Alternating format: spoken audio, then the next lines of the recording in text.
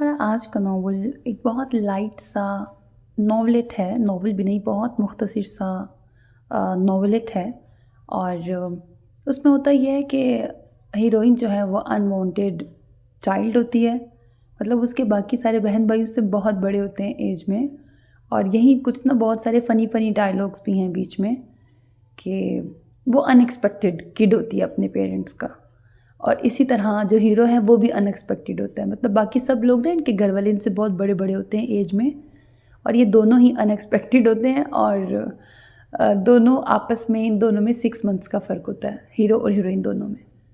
अब जो हीरोइन होती है ना, उसकी मदर से बिल्कुल नहीं बनती। उसको लगता है भाई मेरी माँ तो बिल्कुल सुतेलों वाला सलूक करती है मेरे साथ।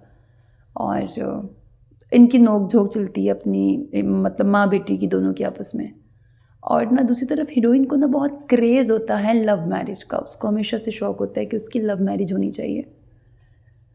अब हो दूसरी तरफ उसको बचपन से लगता भी था कि ना इसका सर तो इस फ़ारिस के साथ ही फोड़ेंगे इसके घर वाले। मतलब फ़ारिस हीरो का नाम है। और उसका रिश्ता आ भी जाता है। अब हीरोइन बिल्कुल भी राज़ी नहीं होती। अब यूँ इसकी ना सडन इमरजेंसी बेसिस पे इसकी शादी, पहले निकाह किया जाता है। इसको लगता है चलो निकाह के बाद उसको अकल आ जाएगी, अब वो मुझसे ऐसी रोमांटिक बातें किया करेगा। मतलब इसके अरमान सारे बेचारी के धरे रह जाते हैं, क्योंकि इसको जो चाहिए होता है ना, लव मैरिज और इस तरह का हीरो, ये वो फलाना, हीरो वैसा नहीं होता।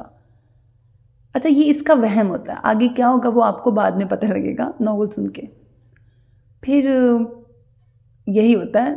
तो नॉवल की हीरो जेंटलमैन है, वो आपको नॉवल सुन के पता लगेगा। फिर आफ्टर रुखसती क्या क्या डिस्कशन होगी। हाँ, एक बहुत अच्छा मॉरल लेसन भी है नॉवल में, क्योंकि जो इसकी दोस्तों की जिनकी लव मैरिज होती है, फिर वहाँ उनके साथ क्या होता है। तो एक अच्छी स्टोरी भी है। वैलेंटाइंस डे का भी जिक्र होगा और एक अच्छा मैसेज है जिससे मैं बहुत अग्री करती हूँ। मैं लास्ट वाले मैसेज से तो बहुत अग्री करती हूँ। तो वो आपने सुन के फिर बताना आपको कैसा लगेगा। बाकी अपना बहुत ख्याल रखिएगा। नेक तमन्नाओं के साथ अल्लाह हाफ़िज़।